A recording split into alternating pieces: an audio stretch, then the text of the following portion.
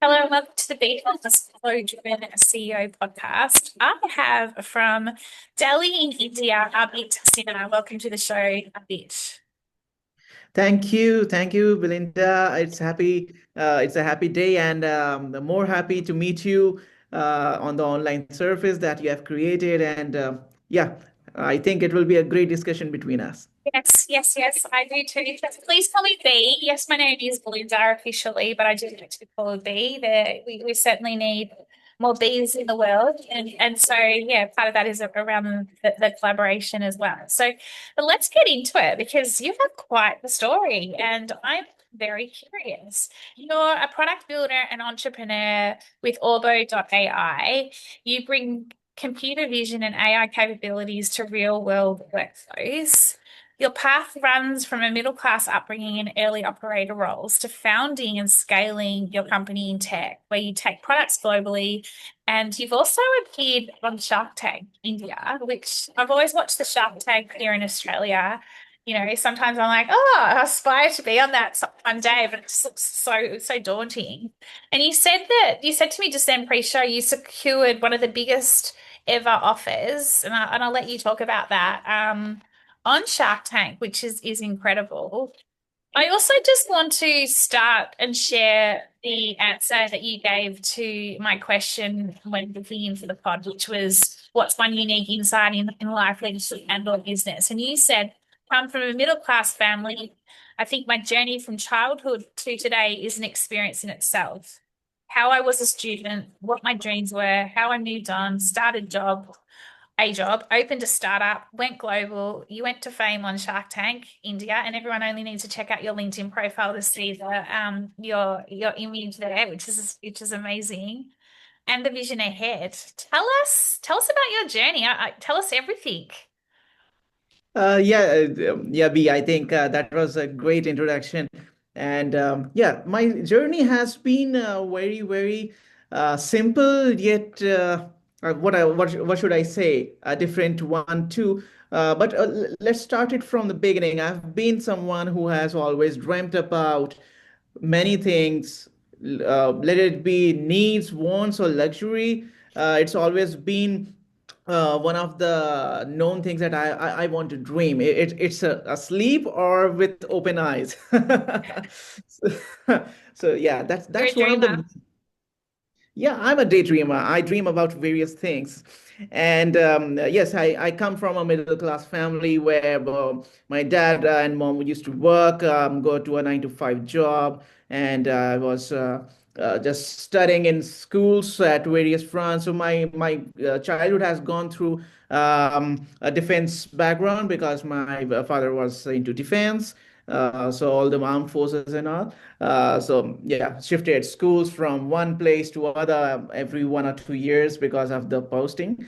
But yeah, that was one of the main things that I was always curious about what is the thing going around the world and dreaming about it and why things fail, why things succeed. And that was, I think, one of the seeds that got inside me when I was a child itself.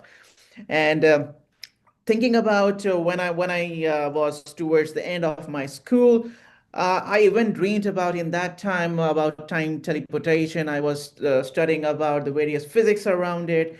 And when talk about it today, I would say that, okay, that came into my mind suddenly. And yeah, I think the technology was always inside me and I explored it some way. So yeah, after that, I did my grad in electronics and communication. I did my master's in signal processing, and it was in those days that I studied artificial intelligence. Wow. Although it was, I think, 2013 when I started studying AI, and it was not called AI in those days. It Machine was learning, right? neural networks and a pattern recognition. So yeah, we started it all in those days. There was no Google's TensorFlow or PyTorch of the world existing. I created my own infrastructure framework for it and played with it. So it was quite interesting. But once I was out of college and I would realize that it is too future tech that I came into and how to find job and how to get along with it. build something, because it was always inside me that I need to do something of myself. I need to create something, innovate something to make lives easy for everyone. So that was something very, very integral inside me. And fortunately, I found a friend during my master's who is currently my co-founder, and we would actually sleep, work every time together, and that was the start of the startup journey that we actually started. He also dreamed about one thing, that we need to build something which is good for everyone, and that too into AI, because we had something inside us that AI will create the future of betterment. So we started a job together, and on the weekends we used to build products. After the office hours, late nights, we used to just skip the sleeps and build products. And interestingly, what I would say is that when I tell my story to everyone, the people say that, okay, you have been working hard, and because of that hard work, you could build something. But I'll tell you that we built something and we failed it multiple times. We built a product, went to market, went to sell it by our own bare hands, requested many people, and the thing that we could receive from the other end is that you built a great product. What is the kind of salary would you expect? Because I want to hire you. Yeah. And the reply that we gave them is, what kind of discount you want? Because I can offer you the best in the world. Yeah. So yeah, that was something of an interesting journey, I would say, because we are going to sell a product as a founder, and we are receiving jobs of any amount salary that they Yeah. wanted. So Can we that pause there? Can we pause there for a second, Abby? Because you've given quite the journey already, right? You talked about your parents, from a middle, what did you say, middle class family. You've always been you've been a daydreamer. Is that from I want to talk about a little bit about daydreaming, right? And because you're an inventor in a way as well, like you've daydreamed, you've imagined, and and you're doing this other piece, which is good for everyone. This purpose piece, this impactful piece. But you're an inventor in terms of you've looked at the tech and then you've gone, but how do we make it better for everyone? And I wanted to connect the dots a little bit with your story because it's quite interesting in terms of you talked about, like I've said it, but you did say middle class family. Did you, from a daydreaming perspective, were you always thinking about, like, I guess, doing good for everyone, no matter what class they were? Do you know what I mean? Like, because you came from a middle class family, and then you're looking, India, like, there's obviously a lot of different ranges of, I mean, it's in every country, right? But it almost like sounds like and feels like you were like, we need to eradicate this kind of class rate, like I shouldn't say race, but class, classes, and it will never happen. Well, who knows? But you were like, was that something as part of like your daydreaming that you were thinking, well, I can still do something really amazing. Just because I'm come from middle class doesn't mean I'm any different to upper class or whatever. Like, was there something in that was getting your innovation, etc. Like, am I making sense of the question? I yes, kind of yes, where I'm going with definitely. this. Definitely. So, as part of my Mhm. intellectual thinking, I always thought about what are the parameters which are taking some person from a low level to suddenly a very ultra rich level, or maybe ultra achievable milestones they have achieved in various grounds for that matter. Money is just one of the parameters, I would Yeah. say, but maybe the success stories on various fronts, maybe social, technology, business, or any of those sort. What are the basic parameters? And when I realized that the parameters required to become successful does not matter on where you come from. It, Yes. it all depends about what your thinking process and critical mindset is all about. When you go in deep into a thought, It is majorly driven by two things, I would say. I may sound a bit technical for No, that I want to matter. hear this. This is what I was digging in. Did you see what I was doing here? And I'm like, here he goes. Yeah, I love this. Yes. Sorry, keep There, going. I think there are two kinds of responses where we actually stand. One being a steady state response, and one being a transient response. A Yes. steady state response in a state, what is our inner being, Yeah. who we are at the core. Okay, when that is sorted, it depends on various achievement points, what you want to become, what you want to achieve. So you'll be needing different points for that. But you need to have a calm, steady state response that your inner nature needs to respond in. And then you need a transient response. Mm. For example, if you see, can you see an opportunity and act towards it?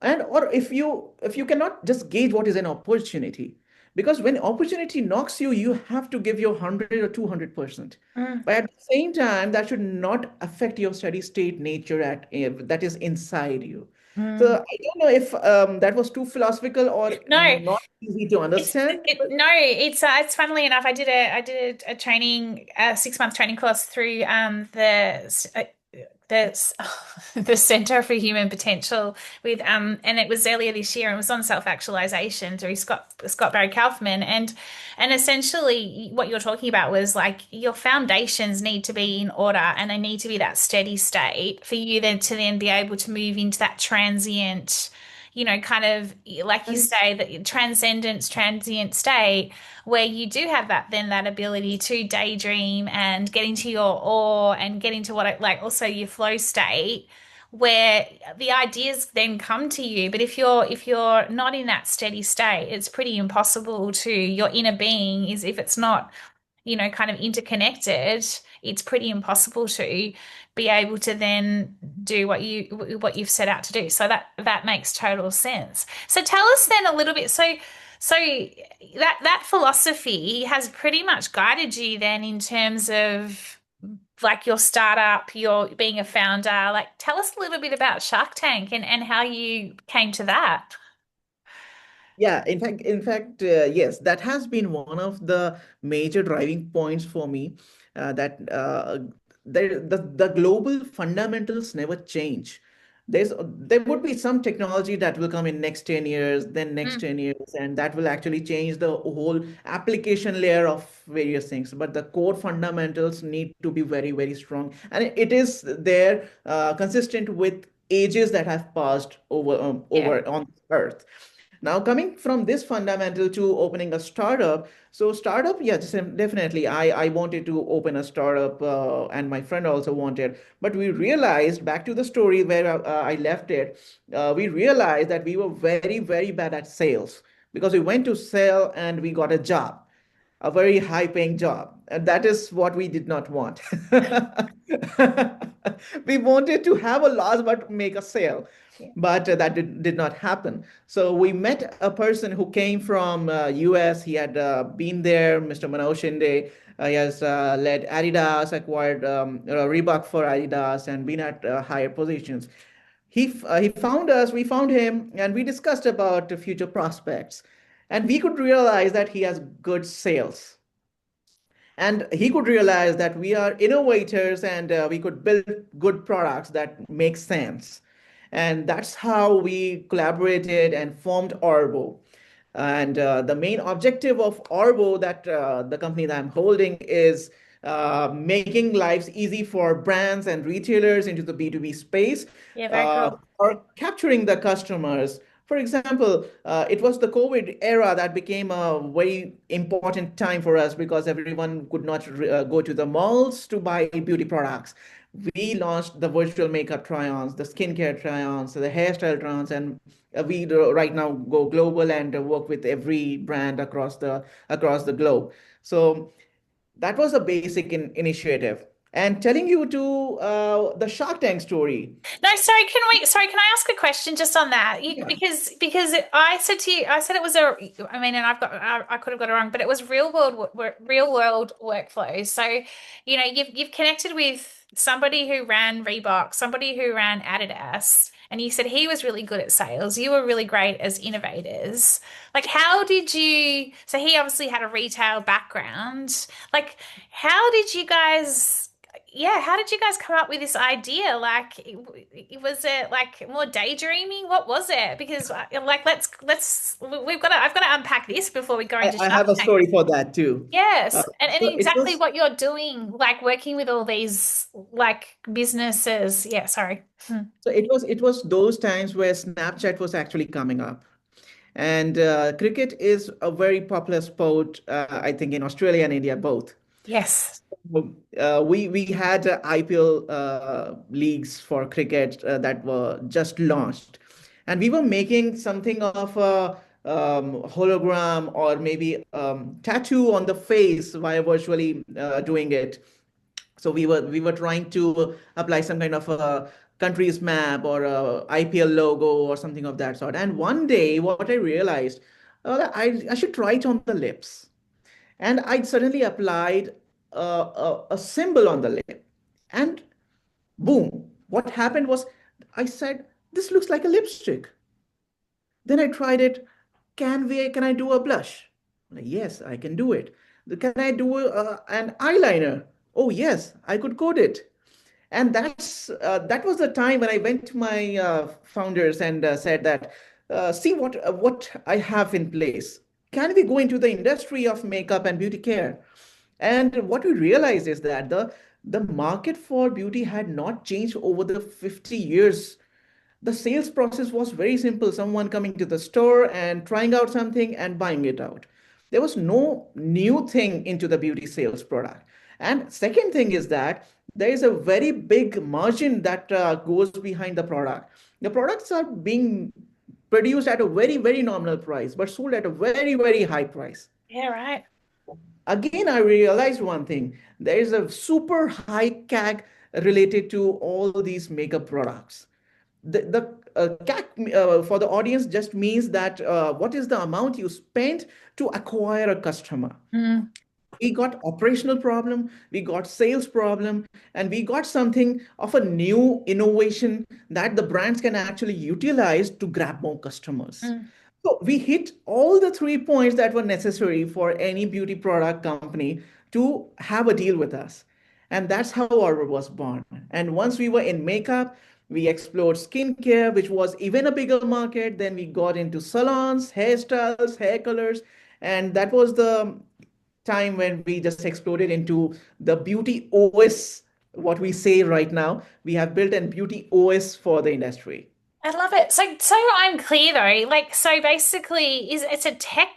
Is it a tech piece as part of the sales process? Like, what does as a consumer or from a B2B perspective, what am I tangibly getting from you? Like, what is like as part of the process, sales process? So I give my tech to my customers who are actually brands, any of them, you can name any brand for that matter, and they will actually share our technology with their customers. For example, if you are trying some X brand moisturizer or maybe a day cream, but who tells you what cream is necessary for you? Will it work or not? So they will use our camera application on their Oh, I love websites, it. hardwares. We have a hardware mirror that can be installed on retailer stores. You will go there, it will capture a photo of you, and it will tell you this is what is needed. This is the hyperpigmentation on your face. This is the kind of acne, this kind of redness, the Oh, I need this. the sebum levels, and all these things. You can go there into a salon and just try out a hairstyle you want next, or maybe a hair color, which color would Yes, actually suit you. The balayage of the world, the ombres of the world, it's all available. I So love that's it. again a point where they can acquire the customer, they can upsell their products, they can cross-sell their products, and create more money for them. So you essentially revolutionized the beauty sector because you said nothing had changed in 50 years, and so with your tech, very incredible. Question before we get into Shark Tank, and I know I'm conscious, but In terms of just again back to dream imagination and co-creation, if you like, I'm a big believer. Like obviously, when you get into flow state, you're focused. Everything becomes effortless. Do you feel like you, with your co-founders, you had this ability to get into, what I call team flow? Like if you think about like a jazz band where, the music, everyone's playing their tune or their hymns, and it's just happening.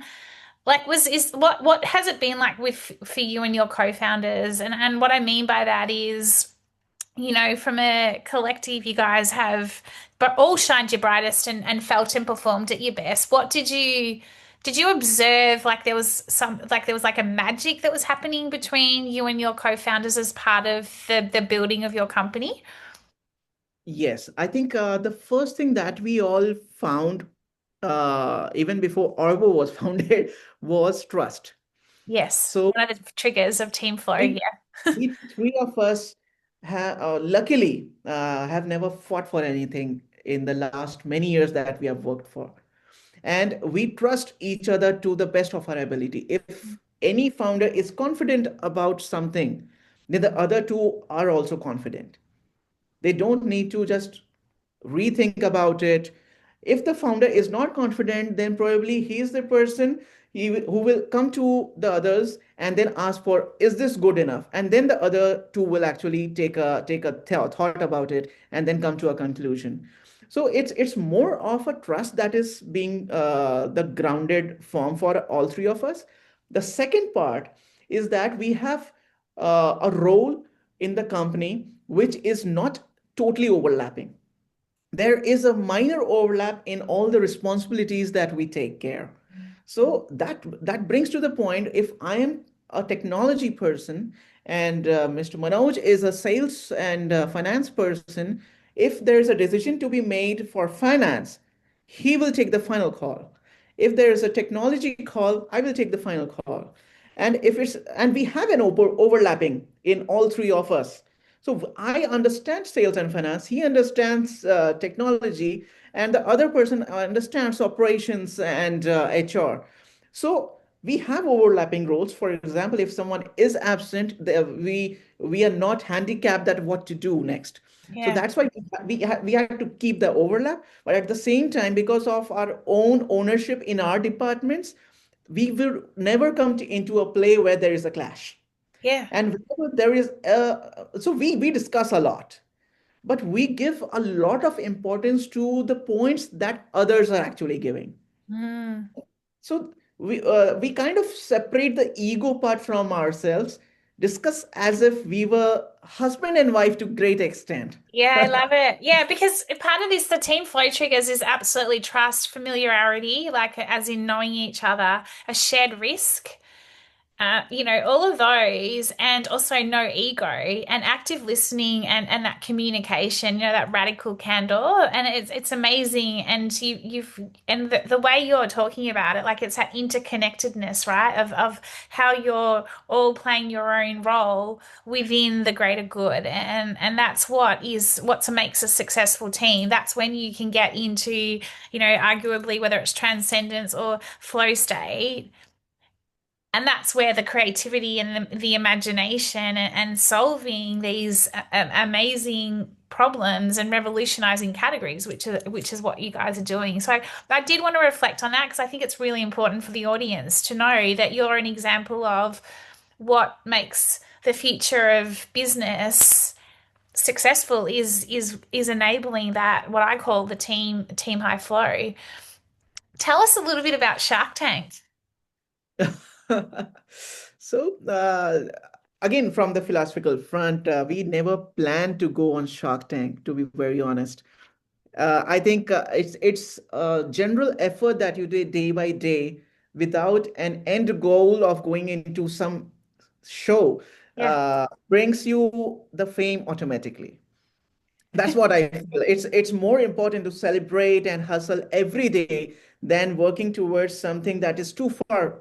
We should move towards it, but it is more important to have small steps and celebrate it. absolutely. So we have never thought about going into the show, having some kind of fame for the company. We never thought about it. But in fact, there's an interesting story about it too. In fact, Shark Tank people actually were traveling with Manoj on a flight to US, and we were just discussing and all with them that this is what we do, and they said, okay, we are from Shark Tank, and they said that, dude, with the tech you have, you need to be on the show at any cost. So we actually then they actually told us to fill the form, go through the auditions and all. There's a set audition layer, three, 4 lines of auditions are there, and then we could go for the final shoot. And believe me, on that ground, when we went across those lines, it was so amazing of a feeling that okay, one step at a time. It was feeling again that we are in a competition and going to get something, a sweet for that matter. And the day came that okay, we are going for the final shoot. And when the door opens and we enter the tank, oh my God, the emotions are so high. Yeah, I can't imagine. Oh, Yeah, the emotions are so high because you have numerous cameras all facing you, and suddenly that comes into your mind that, oh, the whole country and many people across the globe are going to see you. So that's a very overwhelming kind of an expression that comes on your face. But it was an amazing, amazing shoot, and happy to tell you that it is all candid because many people actually talk about it that it is all scripted or not, or what happens on the tank. It is all candid. There are no takes or retakes or some wow. so it is just one way of go. You have entered the tank. Now it's all yours. And yes, we shot for almost 1 hour 45 minutes, and the team said that we shot the biggest episode. They have not shot that long for anyone. And the main contribution to that long shooting was that we got the biggest offer in the history of Shark Tank India. Oh, so financial offer is what you're talking about, right? Like, Yes. yeah, oh gosh, Yes. sorry, my brain wasn't. It's midweek, hump day. Wow. So the biggest offer ever from a finance perspective. From the sharks, yeah. Yeah. So there was a lot of discussion around it, and Mr. Piyush Bansal, who is actually the founder of Lenskart in India, he's a big shark and a big name in the country.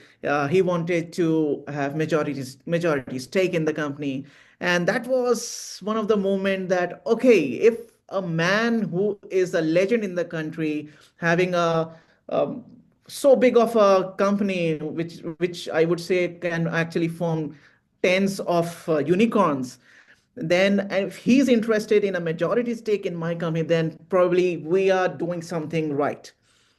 Because early in the startup journey, no one knows we are going in the right direction or No. not. And getting a stamping from a big person who has been in the industry, set up things, and he wants to work with you as a partner, owning the company to great extent, that was a biggest takeaway from the show, more than the offer that he offered.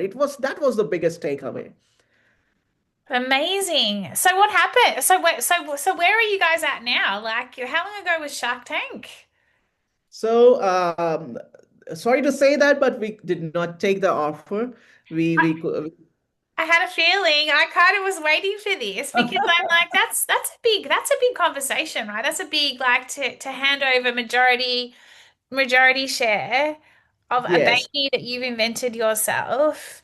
And and it's a real one, isn't it? It's a real conscious decision in terms of do we take the money? We could like he's got unicorn businesses like making a lot, or do we retain and build it ourselves? Was that what was going on in all your heads? Like what was Yes, it yeah, was it was a very complicated time, I would say. We had a different offer from a different shark that was a simple investment offer. So we actually realized this point that I said that if Mr. Piyush Bansal is actually interested in our company, then there is big scope for it to expand and explore the world. So why don't, if we know that we are doing something right, then why dilute ourselves and go into amazing. a different route altogether? And so we decided to go with the second investment offer that we had on the table by a different shark. And she came from the beauty industry and understood a product very well. So that was the conscious choice that we took. And yeah, that's a past now. Oh wow, how incredible. What a story. What a journey. What was going on for you guys? It feels like, like I guess not what was going on. Like that's what sort of leadership would you call that in terms of like what sort of traits did you all need to demonstrate as part of and I'm asking this question because we're in this new world order. Like you've worked with AI for many years, and it's been around since what the 1950s. I'm pretty sure machine learning, but leadership is changing rapidly, and as is business. Like in terms of it's a bit of survival of the fittest. We're in this revolution, but there's a lot of shiny things out there, and you would be seeing that as well. What do you see? What was your like? What did you demonstrate from a leadership perspective in that very moment in Shark Tank that you think is required as part of being in this new world order? The leadership, I think, is first that the vision that you have seen, how far is it from your current status? That is one. The second being, what is upfront? Is it the market is a low-hanging fruit or maybe something far above your potential at the current moment? And will you be able to get hands to shake with who can actually build that ladder for you to get the upper floors of the tree. So it is all the leadership. I think again that is definitely the world is evolving, but again leadership is one of the fundamentals I think that will never change. You need to realize what the situation is, what are the resources you have, and how to work around with those resources and get to the destination. Mm, People actually say that someone has climbed the ladder because he was resourceful and he was blessed with various resources. It doesn't happen like that. You have to create an ecosystem, you have to create opportunities for yourself to get those resources onboarded, use them and go to the next level. And yeah. again, it's an iterative loop that goes behind it. So what we could see is that we have done something, we have built a product. That was one of the things that, okay, we have it. There is an offer for a majority stake. Why is he giving me an offer? First thing, the product is matured and it can go to market easily for him. Why don't we explore the market ourselves and get all the gains? Maybe if not all the gains, even a part of the gain would be Mm, humongous for us yeah. compared to what he would make, but still a big chunk of it.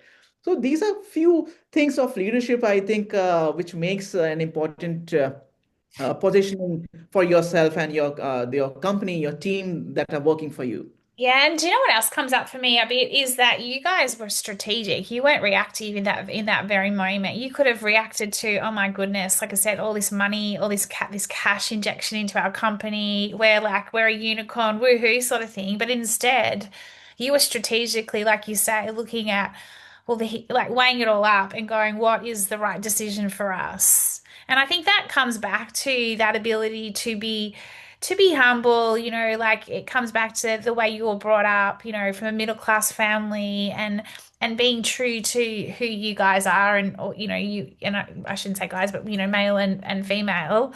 But I think that comes back to this foundational piece that you were talking about earlier, which is that steady state. And when we have a steady state and when we're able to be strategic, anything's possible, which is what you guys have proven out, well, what you're proving out. Yeah. Tell me a And couple of, oh, sorry, you just go. just as a teaser, also after the Shark Tank, we had a wing into the fintech industry, and we had an M&A with that too. So what I said, if you go with small steps, everything actually just makes the path. So Yeah. we had an M&A, we had the investment, we saw the Shark Tank fame, and things went all the way in a good way. Amazing. What an incredible story. Tell me a couple of last questions for you. I know it's the middle of the day for you as well. How do you sustain energy? How do you sustain your like how do you sustain yours or how do you get yourself into your continuous steady state so that you can move into like the transcendence and the continued daydreaming? Because I get the feeling you're not stopping here. You've got a lot more to do when it comes to being doing good for everyone. How do you ensure that you keep yourself in your steady state? Knowing I tell it all the times when I meet people. What brings me down at any point of time is that what are the points which can actually take away the fame, take away the company from me, will actually fail the company to great extent? What are the different ventures which will actually prove to be good for the company, give me more fame, give me more money for the company to run, how to make it unique? So I try to analyze both ends at the same time. Now, the upper end actually gives me the dream, and the lower end realizes gives me the realization that there are things that can go worse, and there are many things that need to be sorted to make things more stable. So I am internally not in a stable state, and I am hustling hard to make it more stable. At the same time, seeing a dream that what can make this the next level. So that are the two states I am constantly working with, and constantly more on the stable state, because that's where the years coming would actually be depending on. Maybe Yeah. I get higher state or not, but the lower will actually give me a big failure. Yeah. Yeah, hustle's an interesting word, isn't it? Because hustle says effort, effort, force, force, force. But what you're talking about here isn't forcing. It's that ability to dream, but also then take those, like you say, those micro steps. For And example, I'll just tell you one simple thing. People build startups on products, but it is practically, I think every founder would actually realize that product is important, but the operations, HR, and the back end work is also very important yeah, I to agree. get the stable, steady state for the company. Yes, If you just amazing. remove that, you make the best of the products and the company cannot go live and it will not see the shine. You need to create that layer, and that's what I realized, that okay, this is what is needed, this is the ground for me, and I should not leave this ground and fly above. Yeah, it's Yeah. very cool. And it's so true. Like it's all about what I do, like from an inside out leadership, business and team perspective. It starts from the stable inside. What would be one, this is your final question for you, but I guess it's over to you. If you could give any final words of wisdom to anyone who, no, I'm just going to leave it very open for you. I'm going to let you daydream really quickly on this one and around what would be your final words of wisdom to conclude our conversation? I would say very simple, very simple. Whatever anyone is trying to do, let it be studies, job, opening a startup, or any of the milestones they want to achieve, I would say at the end of the day, when you're going to sleep, please introspect what you did in the day, and then realize whatever you did, did you give your 100% to it? If yes, if the day was bad or good, doesn't matter, celebrate. If you did not give your 100%, maybe you realize that I gave 70, try to give 75 next day. It's the very basic hack I would say for achieving anything. Yeah. Just your tomorrow needs to be better than today. Your today needs to be better than yesterday. And that's all dependent on the effort that you have. That's the only thing that you have. Everything would actually change, but your effort and use of resources that you have is the only thing in your hand. The result is not in your hand. If you give your 100%, then I think time will say what will happen next. I love it. You've even given me some mojo for the rest of my week because, as a founder, I won't lie, today has been a bit of a bit of a struggle, like in terms of just like I have, it's like I haven't had my best day today, but you're totally right. You've just reminded me it's how can you be your best at your worst? And so then the next day you can only be better because the day gets better, for example. So it's a good reminder and it's a good midweek reminder also. A bit, how do we find out more about your company, Orbo, sorry, and how do we find out more about you? About our company, anyone can actually visit Orbo.ai. That's our website, and anyone can actually contact me or my team via you or via any information that is available on my LinkedIn. And yeah, Amazing. What an incredible story. I have been looking forward to chatting with you. I'm meeting some incredible people on this on my Bee Formless Play Driven CEO podcast, and I'm truly honored, and I'm truly honored to have the likes of people like you who are doing good in the world and making it a better place. So, Abhit, thank you so much. And I look forward to continuing. Maybe we'll catch up again next year. I've got a lot of ideas around my podcast and pattern and things like that, but see what else you're inventing or conquering in the business world and in life as well. So thank you and have a wonderful rest of the day. thank you, B. And I think I enjoyed the session a lot, and I think I have learned a lot from you in this session too. And it was great of a journey, and definitely we'll collaborate next year on some ground. Thank you. Sounds good. Take care.